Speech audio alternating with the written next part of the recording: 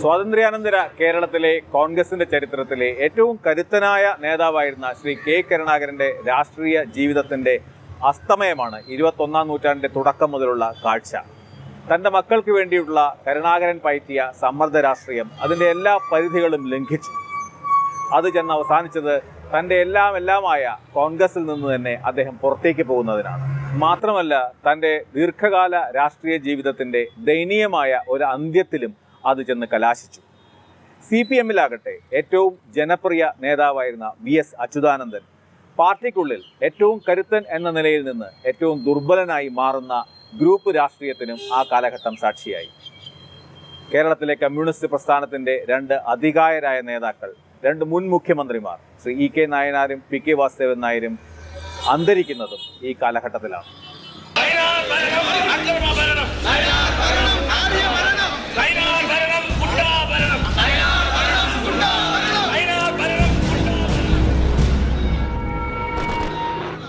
ജനകീയാസൂത്രണം പോലെയുള്ള ഭാവനാത്മകമായ പരിപാടികൾ നടപ്പാക്കിയെങ്കിലും 1996 നായനാർ സർക്കാർ അവസാന കാലമായപ്പോഴേക്കും കെടുകാര്യസ്ഥതയുടെ പര്യായമായിരുന്നു. അബ്ദുൽ നാസർ മദനിയുടെ അറസ്റ്റും മറ്റും വലിയ വിവാദങ്ങൾക്ക് തിരികൊളുത്തി. LDF സർക്കാരിനെതിരെ ഭരണവിരുദ്ധ വികാരം തീവ്രമായപ്പോൾ പതിവ് പോലെ പഴയ UDF സർക്കാരിൻ്റെ പരാജയങ്ങളൊക്കെ ജനം മറന്നു.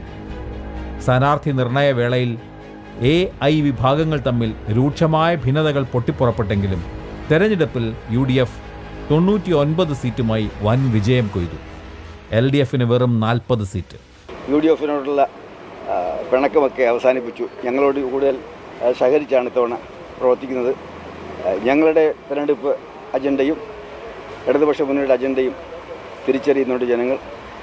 ഞങ്ങൾ കഴിഞ്ഞ കാലത്ത് ഞങ്ങൾക്കുണ്ടായ ചില പാളിച്ചകൾ തിരുത്തിക്കൊണ്ടാണ് ജനങ്ങളിലേക്ക് ഇറങ്ങിച്ചെന്നത്.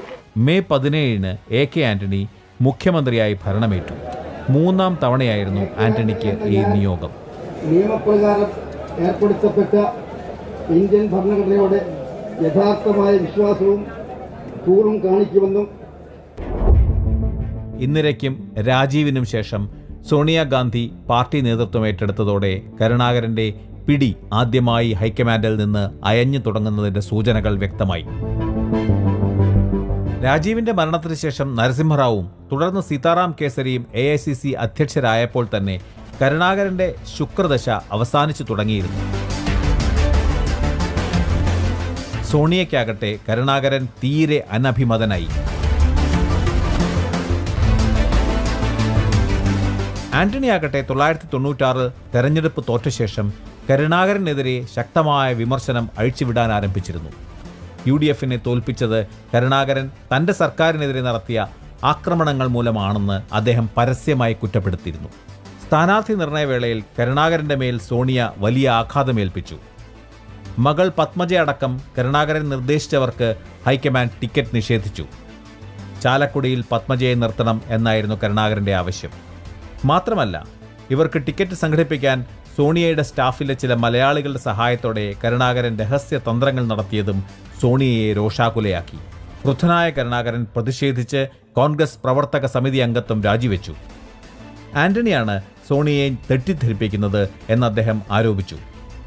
UDF ജയിച്ചാൽ ആന്റണിയെ മുഖ്യമന്ത്രിയാക്കില്ല എന്ന് അദ്ദേഹം പ്രഖ്യാപിച്ചു. അപ്പോഴേക്കും സോണിയ ഇടപെട്ട് കരുണാകരന്റെ 3 നോമിനികൾക്ക് ടിക്കറ്റ് നൽകി. പക്ഷേ എന്നിട്ടും പത്മജയെ സോണിയ പരിഗണിച്ചില്ല. 2001 തെരഞ്ഞെടുപ്പ് ജയിച്ചതോടെ ആന്റണി നിലനിൽപ്പിനായി കരുണാകരനെ പ്രീണിപ്പിക്കാൻ ആരംഭിച്ചു. AK ആന്റണി മുഖ്യമന്ത്രിയായി രാജ്ഭവനിൽ 2001 മെയ് 17-ന് സത്യപ്രതിജ്ഞ ചെയ്ത അതേ ദിവസം ഈ കാണുന്ന ഇന്ദിരാഭവനിൽ KPCCയുടെ ആസ്ഥാനത്ത് KPCCയുടെ അധ്യക്ഷനായി K മുരളീധരൻ അധികാരമേറ്റു.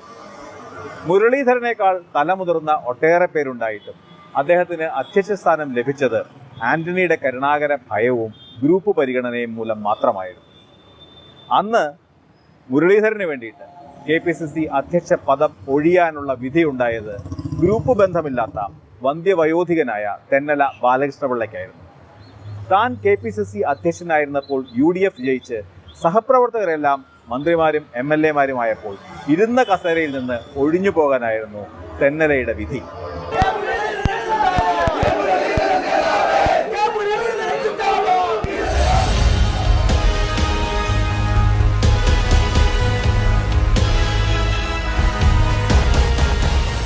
മകനെ KPCC അധ്യക്ഷനാക്കി കഴിഞ്ഞപ്പോൾ കരുണാകരന് മകളുടെ കാര്യമായി ആവശ്യം. സഹോദരന്റെ പിന്നാലെ പത്മജയും രാഷ്ട്രീയത്തിൽ സജീവമാകാൻ തീരുമാനിച്ച കാലം. ആന്റണി പത്മജയെ സംസ്ഥാന വിനോദസഞ്ചാര വികസന കോർപ്പറേഷന്റെ ചെയർപേഴ്സണായി നിയമിച്ചത് അങ്ങനെയാണ്. പക്ഷേ ഇത് കരുണാകരന്റെ കുടുംബത്തിൽ പ്രശ്നങ്ങൾ സൃഷ്ടിച്ചു. സഹോദരിയുടെ രാഷ്ട്രീയ പ്രവേശം മുരളിക്ക് തീരെ പിടിച്ചില്ല. അച്ഛൻ്റെ രാഷ്ട്രീയ പാരമ്പര്യത്തിൻ്റെ ഏകാവകാശിയാകാൻ മോഹിച്ച മുരളി പത്മജയുടെ മുന്നിൽ തടസ്സങ്ങൾ ഉയർത്തി. പക്ഷേ ആന്റണിയും മുരളിയുമായി നല്ല ബന്ധം സ്ഥാപിക്കപ്പെട്ടിരുന്നു. താൻ കണ്ട ഏറ്റവും നല്ല KPCC പ്രസിഡന്റ് എന്ന് ആന്റണി മുരളിയെ വിശേഷിപ്പിച്ചു.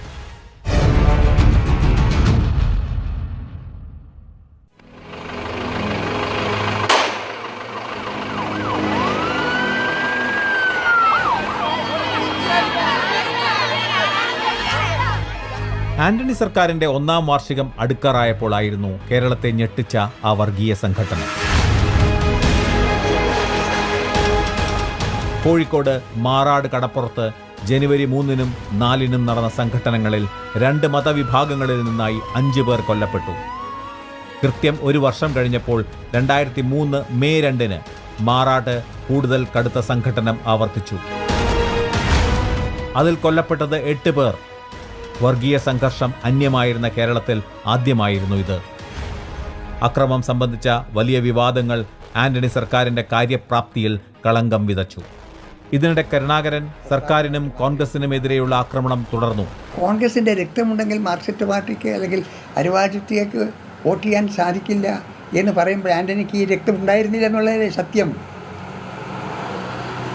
ഈ രക്തം എന്ന് വന്നു? എല്ലാ ആലയങ്ങളും കയറി ഇറങ്ങി വന്നിട്ട് ചരിത്രത്തെക്കുറിച്ച് പ്രസംഗിക്കാനുള്ള ഒരു മനോധൈര്യം എനിക്കില്ല. വാക്ക് മാറി പ്രവർത്തിക്കുന്ന ആളുകളെ വാക്ക് മാറുമ്പോൾ പറയുന്നത് എന്തടാ ഈ തന്തയില്ലായ്മ കാണിക്കുന്നത്? അതാണ് ഈ ആളുകൾ ചോദിക്കുക.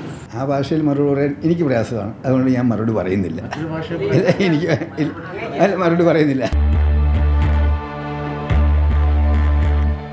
2003 രാജ്യസഭാ തെരഞ്ഞെടുപ്പിൽ 2 ഒഴിവ് വന്നപ്പോൾ തന്റെ നോമിനിയെ സ്ഥാനാർത്ഥിയാക്കണമെന്ന് അദ്ദേഹം ആവശ്യപ്പെട്ടു. അത് അവഗണിക്കപ്പെട്ടപ്പോൾ കോൺഗ്രസിന്റെ ഔദ്യോഗിക സ്ഥാനാർത്ഥികളായ വയലാർ രവിക്കും തെന്നല ബാലകൃഷ്ണപിള്ളയ്ക്കുമെതിരെ വിമത സ്ഥാനാർത്ഥിയായി കാസർഗോഡ് DCC പ്രസിഡന്റ് കോടോത്ത് ഗോവിന്ദൻ നായരെ കരുണാകരൻ മത്സരിപ്പിച്ചു. ഇതാദ്യമായിരുന്നു കരുണാകരനിൽ നിന്ന് ഇത്ര തുറന്ന സംഘടനാ വിരുദ്ധ നീക്കം.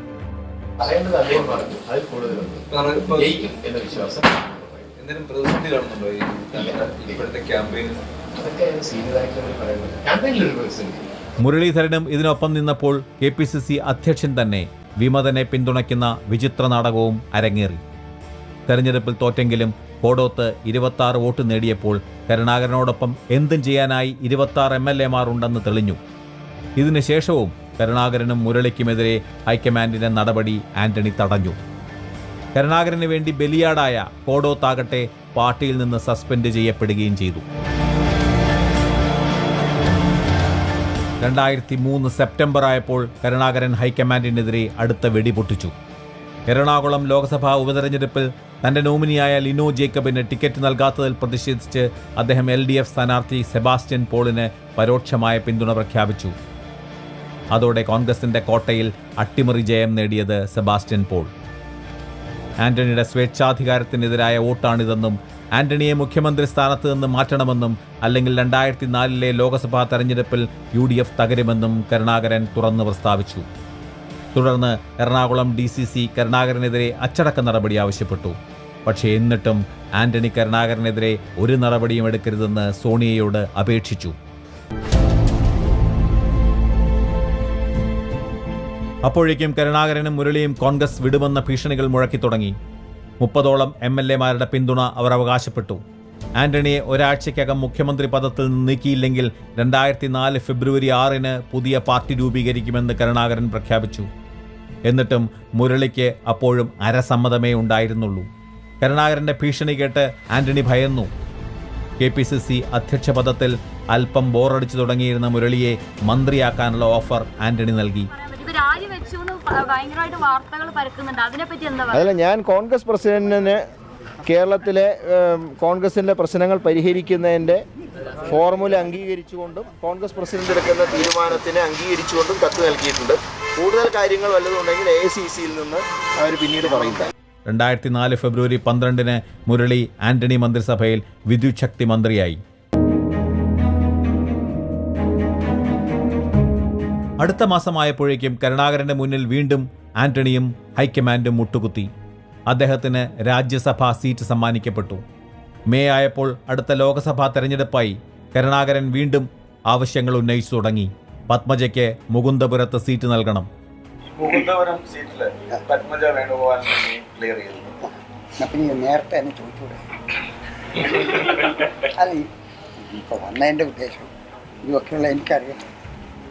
ഞാൻ ഒരു രഹസ്യം പറഞ്ഞുതരാം നിങ്ങളോട്. ഇപ്പോൾ പിരിച്ചുവിട്ട പാർലമെൻറ്റിൽ 2 ആളുണ്ടായിരുന്നു എൻ്റെ കുടുംബം ലോക്സഭയിൽ. ഇത്തവണ ഒരാളെ ഉണ്ടാകും. അച്ഛന് രാജ്യസഭാംഗത്വം, മകന് മന്ത്രിപദം, മകൾക്ക് ലോക്സഭാ സ്ഥാനാർത്ഥിത്വം. കേരളത്തിൽ ആദ്യമായിട്ടായിരുന്നു ഒരു കുടുംബത്തിൻ്റെ ഇത്രയും വലിയ രാഷ്ട്രീയ സാന്നിധ്യം. കരുണാകരന്റെ മുന്നിൽ നിരന്തരമായി സാഷ്ടാംഗം നമസ്കരിക്കുന്ന ആന്റണിക്കെതിരെ അതിനകം എ ഗ്രൂപ്പിൽ വലിയ കലാപം ഉയർന്നിരുന്നു. ഉമ്മൻചാണ്ടിയും ആര്യാടൻ മുഹമ്മദുമായിരുന്നു ഈ കലാപത്തിന്റെ നേതാക്കൾ. ആ കാലഘട്ടത്തിൽ കെ കരുണാകരൻ തിരുവനന്തപുരത്ത് താമസിച്ച വാടക വീടുകളിൽ ഒന്നാണിത്. പക്ഷെ 2004 ലോക്സഭാ തെരഞ്ഞെടുപ്പ് കരുണാകരന്റെ സമ്മർദ്ദ രാഷ്ട്രീയത്തിനും ആന്റണിയുടെ അനുരഞ്ജന രാഷ്ട്രീയത്തിനും കനത്ത ആഘാതമേൽപ്പിച്ചു. 2004 ലോക്സഭാ തെരഞ്ഞെടുപ്പിൽ കോൺഗ്രസിന് കിട്ടിയത് അഭൂതപൂർവമായ പരാജയമാണ്. ഒരൊറ്റ സീറ്റ് കിട്ടിയില്ല. UDFന് ലഭിച്ച ഏക സീറ്റ് E. അഹമ്മദിൻ്റേതായിരുന്നു. മറ്റൊരു സീറ്റ് NDAയുടെ PC തോമസിന്. LDFന് 18 സീറ്റ്. അതിനോടൊപ്പം നടന്ന വടക്കാഞ്ചേരി നിയമസഭയിലേക്കുള്ള ഉപതെരഞ്ഞെടുപ്പിൽ മന്ത്രിയായിരുന്ന K. മുരളീധരൻ CPMന്റെ പ്രാദേശിക നേതാവ് മാത്രമായിരുന്ന AC മൊയ്തീനോട് തോറ്റപ്പോൾ ദുരന്തം പരിപൂർണം. പരാജയ കാരണം ആരായനെത്തിയ സോണിയാഗാന്ധിയുമായി ചർച്ച നടത്തിയ ശേഷം സോണിയ വിമാനത്തിൽ മടങ്ങിയ അപ്പോൾ തന്നെ തിരുവനന്തപുരം വിമാനത്താവളത്തിൽ വെച്ച് AK ആന്റണി തൻ്റെ രാജി പ്രഖ്യാപിച്ചു. ഞാൻ മുഖ്യമന്ത്രി സ്ഥാനം രാജിവെക്കുകയാണ്.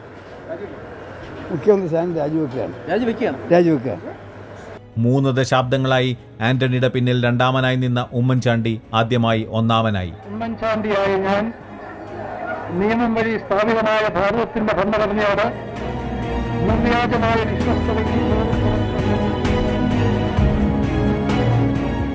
അധികാരമേറ്റപ്പോൾ ആന്റണിക്ക് പറ്റിയ അബദ്ധമൊന്നും താൻ ആവർത്തിക്കില്ലെന്ന് ഉമ്മൻചാണ്ടിക്ക് ദൃഢനിശ്ചയമുണ്ടായിരുന്നു.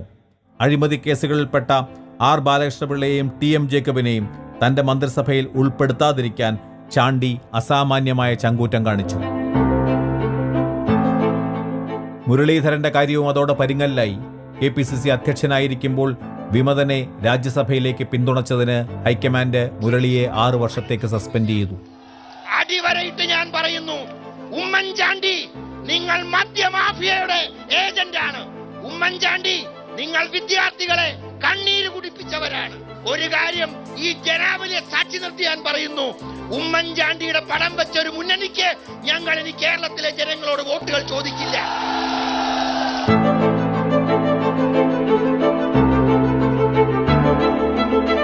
കരുണാകരനും മുരളിയും പാർട്ടി വിടാനുള്ള അവസാന തീരുമാനം പ്രഖ്യാപിച്ചു. 2005 മെയ് 1 കരുണാകരൻ തൃശൂരിൽ പുതിയ പാർട്ടി പ്രഖ്യാപിച്ചു. സംഘടനയുടെ പേര് നാഷണൽ കോൺഗ്രസ് ഇന്ദിര.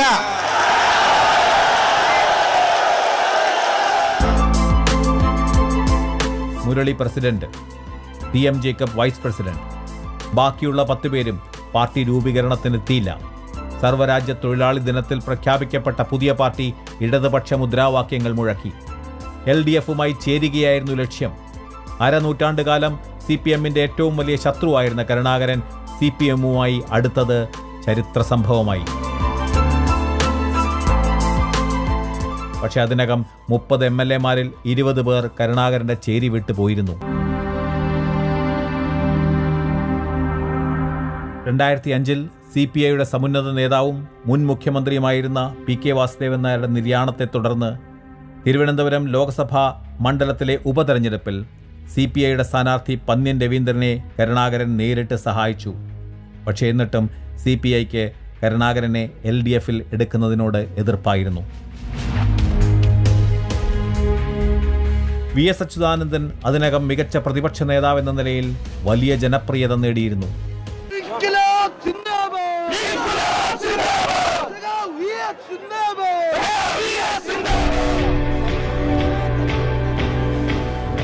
പാർട്ടിക്കുള്ളിലെ ഒറ്റപ്പെടലിനെതിരെയുള്ള ഏറ്റവും ശക്തമായ മറുമരുന്ന് പാർട്ടിക്ക് പുറത്ത് പൗരസമൂഹത്തിൽ കൈവരിക്കുന്ന സമ്മതിയാണെന്ന് VS അതിനകം തിരിച്ചറിഞ്ഞിരുന്നു.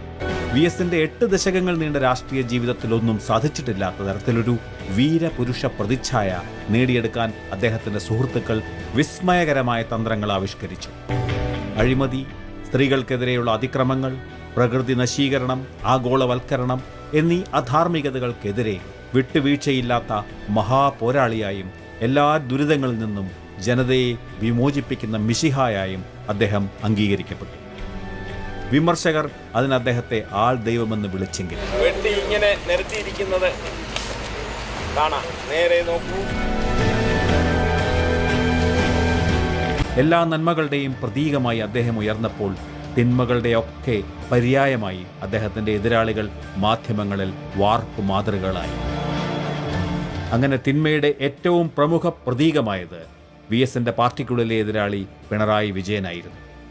ഐതിഹാസികരായ തലമുതിർന്ന കമ്മ്യൂണിസ്റ്റ് നേതാക്കൾ മിക്കവാറും കഥാവശേഷരായതും ആ തലമുറയിലെ അവസാന കണ്ണി എന്ന നിലയ്ക്ക് VSനെ അവരുടെയൊക്കെ ജനപ്രിയതയുടെ അവകാശിയാക്കി മാറ്റുകയും ചെയ്തിരുന്നു. സംഘടനയ്ക്കുള്ളിൽ ഒറ്റപ്പെടുമ്പോഴും അതിസമർത്ഥമായ പല തന്ത്രങ്ങളിലൂടെയും VS തന്റെ രാഷ്ട്രീയ എതിരാളികളെ ഒതുക്കുന്നുണ്ടായിരുന്നു. അതിന് അദ്ദേഹത്തെ സഹായിച്ചത് മലയാളി ബുദ്ധിജീവികളിൽ പ്രമുഖനായ പ്രൊഫസർ MN വിജയനായിരുന്നു. പാർട്ടിക്കുള്ളിൽ വ്യക്തി അധിഷ്ഠിതമായ അധികാര പോരാട്ടമായിരുന്ന VS പിണറായി ഗ്രൂപ്പ് മത്സരത്തിന് ആദ്യമായി ഒരു താത്വിക പ്രത്യയശാസ്ത്ര മാനം ചമച്ചത് പ്രൊഫസർ വിജയനായിരുന്നു.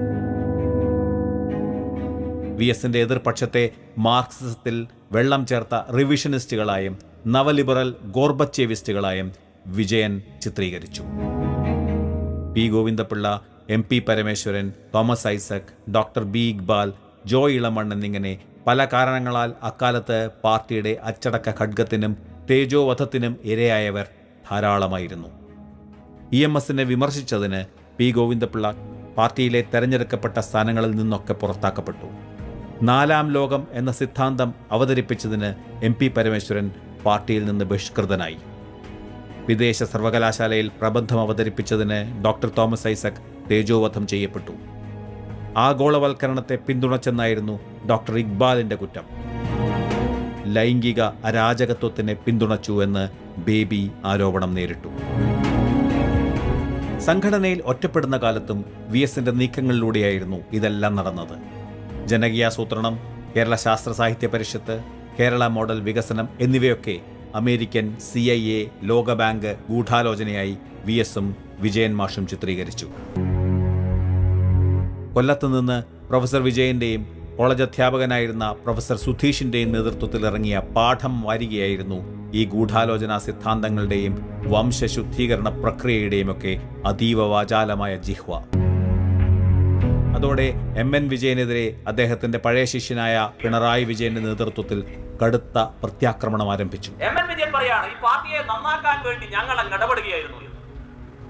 അത് എപ്പോ തൊട്ടാണ് പോലും അത്തരം ഇടപെടലുകൾ വരാൻ തുടങ്ങിയത്? പാർട്ടിക്ക് പുറത്ത് ഇടപെട്ട് നന്നാക്കി കളയുമെന്ന് ഞങ്ങൾ ഉയർത്തിയ വാദഗതിയല്ലേ നിങ്ങളെല്ലാം ഏറ്റെടുക്കേണ്ടി വന്നത് എന്നാണ് പിന്നെ MN വിജയന്റെ വാദം. ഇന്നത്തെ മാതൃഭൂമിയിൽ MN വിജയൻ അത്തരം ഒരു വാദവുമായിട്ട് വന്നിരിക്കുകയാണ്. ആ കളിയൊന്നും ഈ പാർട്ടിയുടെ നേരെ വേണ്ട വിജയ മാഷെ. ബെർലിൻ കുഞ്ഞനന്ദൻ നായരെയൊക്കെ പോലെ ഒട്ടേറെ പാർട്ടി വിമതരും ബുദ്ധിജീവികളും വിജയൻ മാഷിനോടൊപ്പം നിന്നു. ഒരു വലിയ സംഘടന ചെയ്യുന്ന തെറ്റ് വലിയ തെറ്റായിത്തീരും എന്നുള്ളത്, അത് വിശ്വാസ്യതയുടെ ഒരു വിൽപ്പനയാണ് എന്നുള്ളതും ശ്രദ്ധിക്കേണ്ട ഒരു കാര്യമാണ്. You are selling your credibility. ഇതറിയാതെ ചെയ്യുന്നതാകാം, അറിഞ്ഞ് ചെയ്യുന്നതാകാം, പക്ഷെ സംഭവിച്ചിരിക്കുന്നു.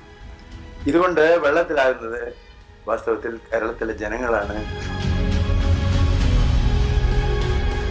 പക്ഷേ 2007 ഒക്ടോബർ 3 തൃശൂർ പ്രസ് ക്ലബ്ബിൽ CPM-നെതിരെ കടുത്ത വിമർശനങ്ങൾ ഉന്നയിച്ച് ഒരു പത്രസമ്മേളനം നടത്തിക്കൊണ്ടിരിക്കുമ്പോൾ ടെലിവിഷൻ ക്യാമറകളുടെ തുറന്ന കൺകൾക്ക് മുന്നിൽ വെച്ച് തന്നെ വിജയൻ മാഷ് എന്ന അസാമാന്യ പ്രതിഭ അന്തരിച്ചു.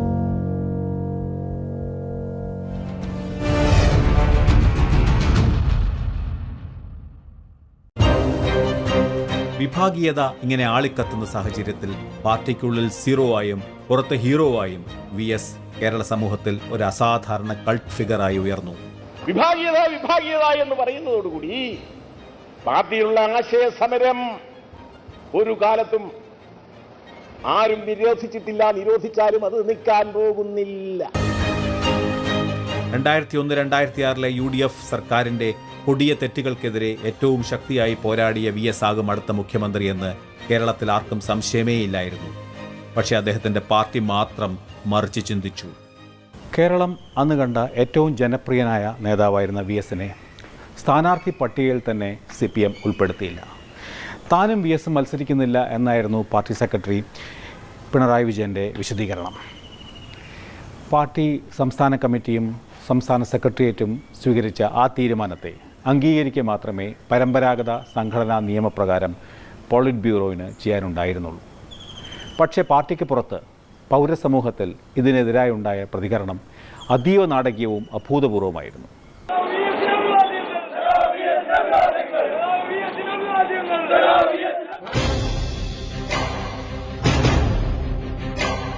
VS-നെ സ്ഥാനാർത്ഥിയാക്കാൻ അവർ നടത്തിയ ഈ അപൂർവ പ്രതിഷേധം മാധ്യമങ്ങൾ ലോകമാകെ അറിയിച്ചു. ഈ പ്രതിഷേധങ്ങൾ മൂലം VS-നെ സ്ഥാനാർത്ഥിയാക്കുമോ എന്ന പത്രപ്രവർത്തകരുടെ ചോദ്യത്തിന് പിണറായിയുടെ പ്രതികരണം പരിഹാസപൂർണമായിരുന്നു. അതാ ഞാൻ പറഞ്ഞത്, നിങ്ങൾക്ക് ഈ പാർട്ടിയെ പറ്റി ഒരു ചുക്കും അറിയില്ല, ഈ പാർട്ടിയുടെ സംഘടനാ രീതിയെക്കുറിച്ച് അറിയില്ല. നിങ്ങൾ എഴുതുന്ന അല്ലെങ്കിൽ പ്രചരിപ്പിക്കുന്ന എന്ത് അസംബന്ധവും ഈ പാർട്ടിക്ക് ബാധകമാകും എന്നാണ് നിങ്ങൾ കണക്കാക്കുന്നത്. കമ്മ്യൂണിസ്റ്റ് പാർട്ടിയുടെ ചരിത്രത്തിൽ ആദ്യമായി പാർട്ടി കേന്ദ്ര നേതൃത്വം സ്വന്തം തീരുമാനം തിരുത്തി. VS മത്സരിക്കണമെന്ന് പോളിറ്റ് ബ്യൂറോ തീരുമാനിച്ചു.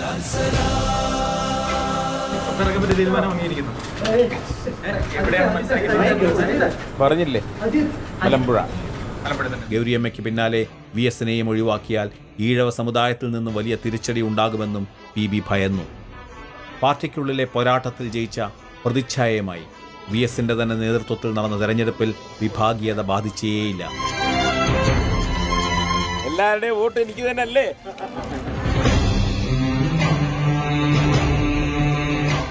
LDF വൻ വിജയം നേടി 99 സീറ്റ്. UDF-ന്റെ ഭരണത്തിനെതിരെ ആഞ്ഞടിച്ച കേരളം ആദ്യമായി LDF-ന് 6% വോട്ട് കൂടുതൽ നൽകി. ആദ്യം സ്ഥാനാർത്ഥിത്വം പോലും നിഷേധിക്കപ്പെട്ട VS തന്നെയായി മുഖ്യമന്ത്രി. 1991 മുതൽ അദ്ദേഹം ആഗ്രഹിച്ചതായിരുന്നു 1.5 ദശാബ്ദത്തിന് ശേഷം കരഗതമായ ഈ പദവി. പക്ഷെ ജയിച്ചു വന്നിട്ടും CPM-ലെ വിഭാഗീയതയുടെ കനലുകൾ കത്തുകയായിരുന്നു.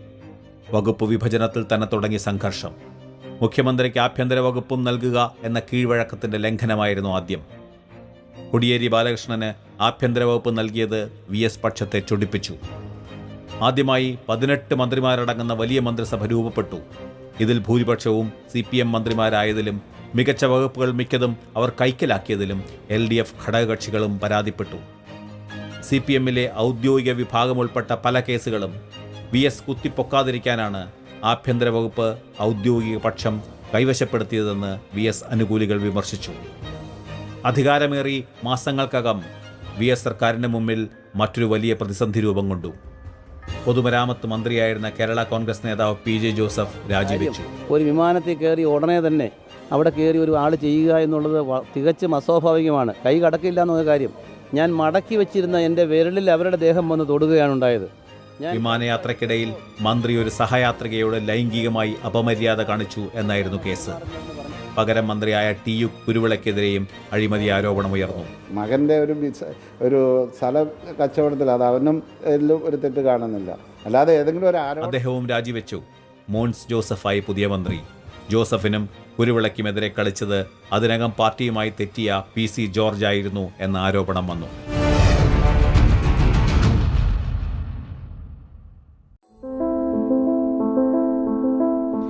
ഇതാണ് സംസ്ഥാന വിദ്യുച്ഛക്തി ബോർഡിൻ്റെ തിരുവനന്തപുരത്തെ ആസ്ഥാനമായ വൈദ്യുതി ഭവൻ. ഈ വിദ്യുച്ഛക്തി ബോർഡിൻ്റെ കീഴിലുള്ള 3 ജലവൈദ്യുത പദ്ധതികളുടെ ആധുനീകരണത്തിന് കാനഡയിലെ SNC ലാവ്ലിൻ എന്ന കമ്പനിക്ക് കരാർ നൽകിയ സംബന്ധിച്ചായിരുന്നു SNC ലാവ്ലിൻ കേസ്.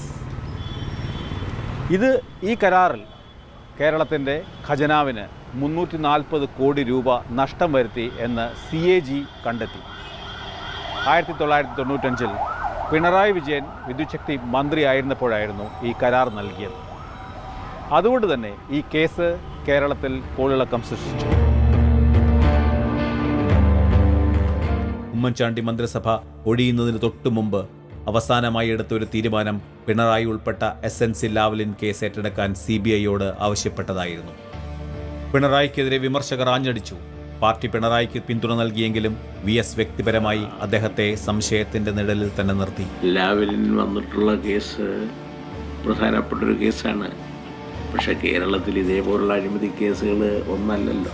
അഴിമതി, ചെറിയ അഴിമതി, വലിയ അഴിമതി എന്നുള്ള വ്യത്യാസം ഉണ്ടെന്നുള്ളതല്ലാതെ ഇനിയും അതൊരു വിവാദമാക്കണ്ട. വേറെ ഒന്നും എഴുതാൻ ഇല്ലാതിരിക്കുന്ന അവസരം നോക്കിയിട്ട് 2007 മെയ് 26 VSും പിണറായിയും പരസ്യമായി ഏറ്റുമുട്ടിയതിനെ തുടർന്ന് ഇരുവരെയും പോളിറ്റ് ബ്യൂറോയിൽ നിന്ന് സസ്പെൻഡ് ചെയ്ത അഭൂതപൂർവമായ സംഭവം അരങ്ങേറി. സിൻഡിക്കേറ്റ് ആക്ഷേപിക്കുന്നവരെ തന്നെ ആശ്രയിക്കുന്നു. അങ്ങനെ ആശ്രയിക്കുന്ന ആളുകളാണ് ഇത് ഈ കുഴപ്പത്തിനെല്ലാം കാരണം. മനസ്സിലായി.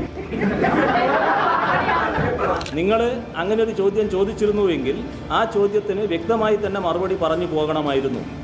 അത് നിങ്ങൾക്ക് മനസ്സിലാകുമല്ലോ എന്ന് പറഞ്ഞുകൊണ്ട് ഒഴിഞ്ഞു പോവുകയായിരുന്നില്ല വേണ്ടിയിരുന്നത്. അപ്പോൾ മാന്യതയോട് കൂടിയിട്ടുള്ള ഒരു വിമർശനം നടത്തിയിട്ടില്ല എന്ന് അദ്ദേഹം പറയുന്നത് എന്നെപ്പോലെ തന്നെ അദ്ദേഹത്തിനും ബാധകമാണ് എന്ന് മാത്രമേ എനിക്കിപ്പോൾ പറയാൻ.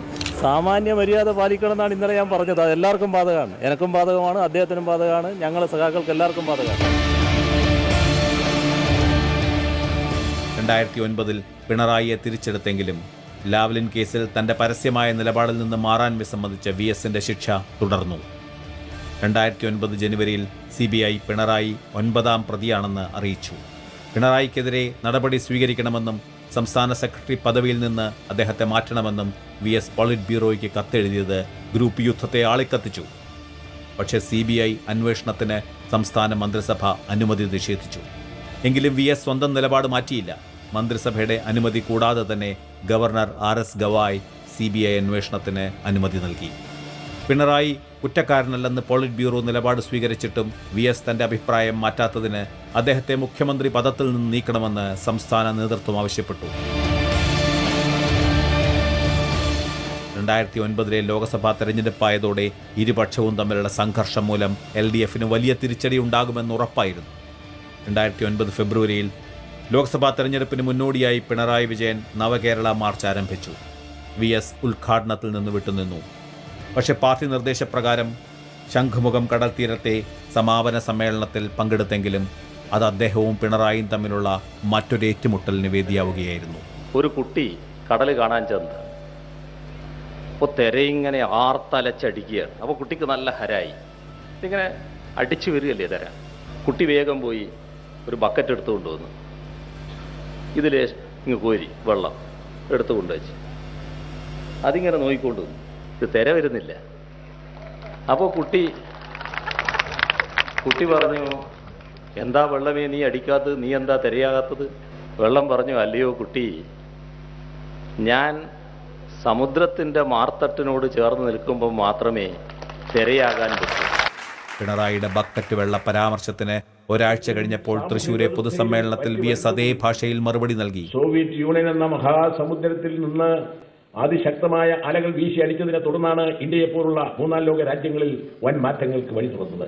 നിർഭാഗ്യകരമെന്ന് പറയട്ടെ, ഗോർബച്ചേവുമാരുടെ ഉദയത്തോടെ ആ മഹാസമുദ്രം വറ്റി വരളാൻ ഇടയായി. പിന്നീട് അതിൽ നിന്ന് കോരുന്ന ബക്കറ്റ് വെള്ളത്തിന് മറ്റൊരു കഥയെ പറയാൻ കഴിയും. ജനറൽ സെക്രട്ടറി പ്രകാശ് കാരാട്ടിനെയും VS അതിനകം പരോക്ഷമായി വിമർശിച്ചു തുടങ്ങിയിരുന്നു.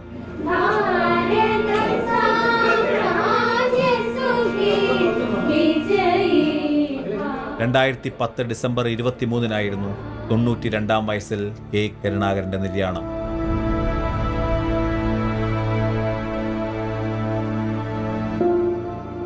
കേരളപ്പിറവിക്ക് ശേഷം സംസ്ഥാനം കണ്ട ഏറ്റവും കരുത്തനായ കോൺഗ്രസ് നേതാവായിരുന്ന കരുണാകരൻ്റെ അവസാനകാലം ഒട്ടും സന്തോഷകരമായിരുന്നില്ല. 2005 കോൺഗ്രസ് പാർട്ടിയിൽ നിന്ന് രാജിവെച്ച് DIC എന്ന സ്വന്തം സംഘടന രൂപീകരിച്ചെങ്കിലും 2007 സമസ്താപരാധം പറഞ്ഞ് കോൺഗ്രസിൽ അദ്ദേഹം തിരികെ കയറി. ഞാൻ കോൺഗ്രസിനെ ഇടക്കാലത്ത് വെച്ച് വിമർശിക്കേണ്ടി വന്നിട്ടുണ്ട്. അന്നത്തെ എൻ്റെ വിലയിരുത്തലും അതായിരുന്നു. ഇന്ന് അങ്ങനെയുള്ള വിലയിരുത്തൽ നടത്തുമ്പോൾ അങ്ങനെയുള്ള വിമർശനങ്ങൾ ആവശ്യമുണ്ടായിരുന്നു എന്നെനിക്ക് തോന്നുന്നു. നമുക്ക് ഇനി എന്തെല്ലാം പ്രയാസങ്ങളുണ്ടായിരുന്നു, നമുക്ക് നമ്മുടെ തറവാട്ടിലേക്ക് തന്നെ തിരിച്ചു പോയാലുണ്ടാകും. CPM-ലെ ഗ്രൂപ്പ് വൈരം തണുത്തില്ല. ഇതിനു പുറമെ ആ സർക്കാരിൻ്റെ കാലത്തെ പല നടപടികളും ജനരോഷം ക്ഷണിച്ചു വരുത്തി. വിദ്യാഭ്യാസ വകുപ്പിൽ സ്വയംഭരണ കോളേജുകൾ സംബന്ധിച്ചുണ്ടായ പ്രശ്നം, വ്യവസായ വകുപ്പിൽ നിന്നുയർന്ന വിവാദങ്ങൾ, റവന്യൂ വകുപ്പിൽ നിന്നുണ്ടായ കേസുകൾ, അങ്ങനെ ഇതൊക്കെ കാരണം ഡോക്ടർ തോമസ് ഐസക് സാമ്പത്തിക രംഗത്ത് കൊണ്ടുവന്ന വലിയ നേട്ടങ്ങൾ ശ്രദ്ധിക്കപ്പെടാതെ പോയി. മാത്രമല്ല, ജനകീയാസൂത്രണം, സാക്ഷരതാ യത്നം തുടങ്ങിയ മുൻ LDF സർക്കാരുകളെ ത്രസിപ്പിച്ച വലിയ ആശയങ്ങളൊന്നും ഇല്ലാതെ പോയ ഒരു സർക്കാരായിരുന്നു അത്. ചുരുക്കത്തിൽ 2011 നിയമസഭാ തെരഞ്ഞെടുപ്പായപ്പോഴേക്കും ഭരണവിരുദ്ധ വികാരം വ്യാപകമായിരുന്നു. 2011 തെരഞ്ഞെടുപ്പിൽ ചരിത്രം വീണ്ടും ആവർത്തിച്ചു. UDF വീണ്ടും അധികാരത്തിലേറി. 5 വർഷം മുമ്പ് UDF ചെയ്തു കൂട്ടിയ തെറ്റുകൾ, കൊള്ളരുതായ്മകൾ ഒക്കെ അതിനുശേഷം വന്ന LDF-ൻ്റെ കൊള്ളരുതായ്മകൾ കൊണ്ട് വിസ്മൃതമായി. വീണ്ടും UDF അധികാരത്തിലേറി, ഉമ്മൻചാണ്ടി മുഖ്യമന്ത്രിയായി. അതേക്കുറിച്ച് അടുത്ത ലക്ഷ്യം.